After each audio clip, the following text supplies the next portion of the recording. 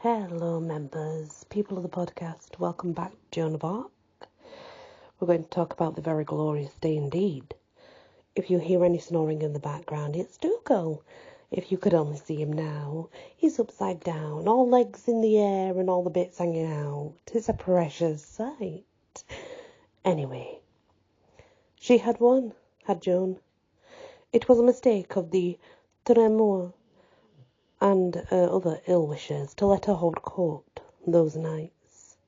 The commissioner priest sent to Lorraine, ostensibly to inquire into Joan's character.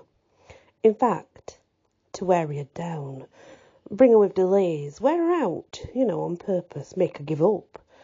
Arrived back and reported her character perfect. Our affairs were in full career now, you see. The verdict made a prodigious stir, and dead France awoke suddenly to life.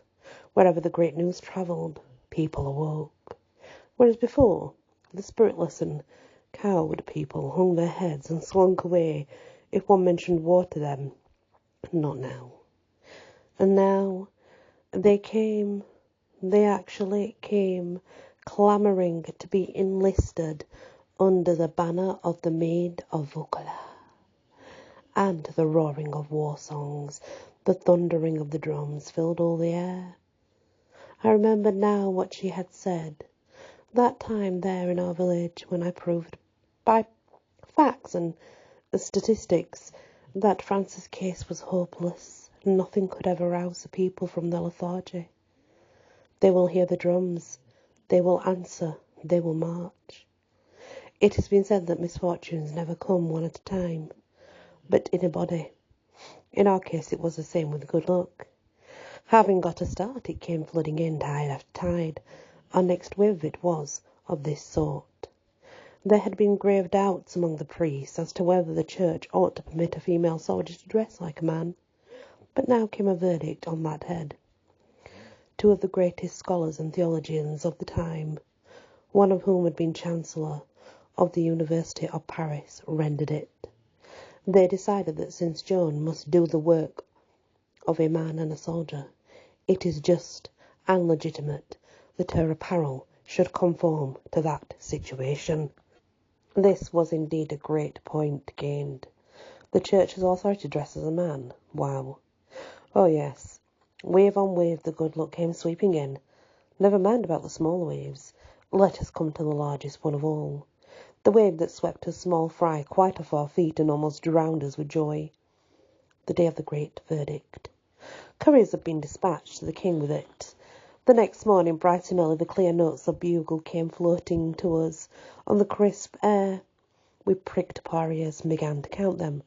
1, 2, 3. A pause. 1, 2. Pause. 1, 2, 3. Again. And out we skipped and went flying, for the formula was used only when the king's herald-at-arms would deliver a proclamation to the people. As we hurried along, people came racing out of every street and house and alley, men, women, children, all flushed, excited, throwing lacking articles of clothing as they ran. Still those clear notes pealed out. Still the rush of people increased till the whole town was abroad and streaming along the principal street.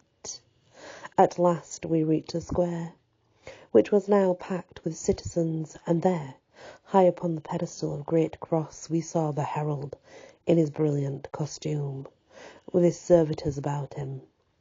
The next moment he began his delivery in the powerful voice proper to his office. Know all men, and take heed, therefore, that the Most High, the most illustrious Charles, by the grace of God, King of France, hath been pleased to confer upon his well-beloved servant, Joan of Arc, called the Maid, the title, emoluments, authorities, and dignity of General-in-Chief of the armies of France. Here 1,000 caps flew in the air. A multitude burst into a hurricane of cheers and raged till it seemed as if it would never come to an end. But at last it did. Then the herald went on and finished. And hath appointed to be her lieutenant and chief of staff a prince of his royal house, his grace the Duke of Alencorn.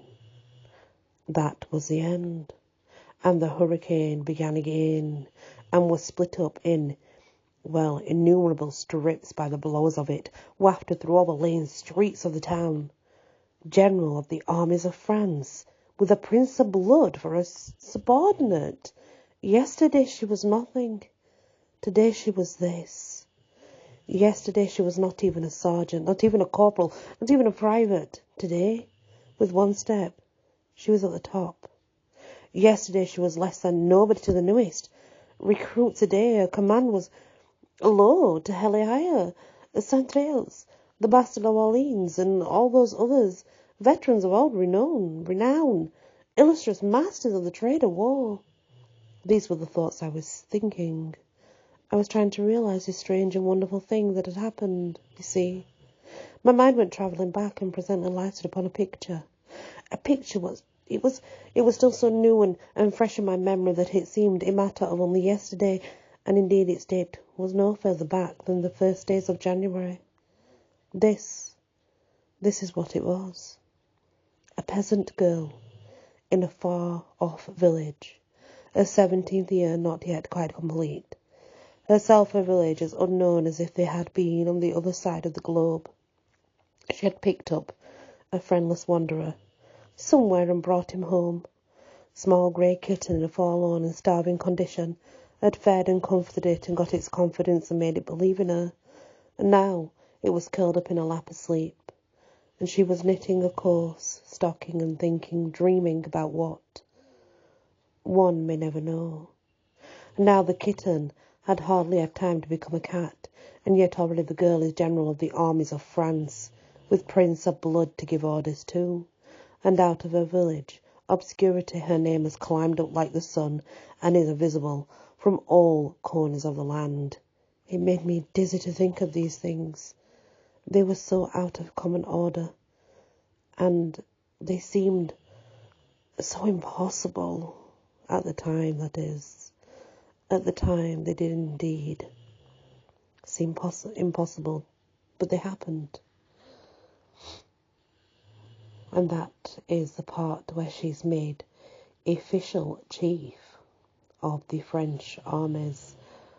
And as you know now, as we go along, we get into quite longer parts, I'm afraid, because obviously it is coming to a time of battle and being prepared for battle, I suppose. I think I'm going to be very sad at the end of this. I do have to say that, because I do believe it's going to hurt me. I can feel it inside me already, that that heartache that's going to come along this journey. Thank you for listening, and I apologise. There is not a monster in my house. It is a Dougal, an American bulldog, and he likes to make a lot of noise when he's asleep. Many blessings.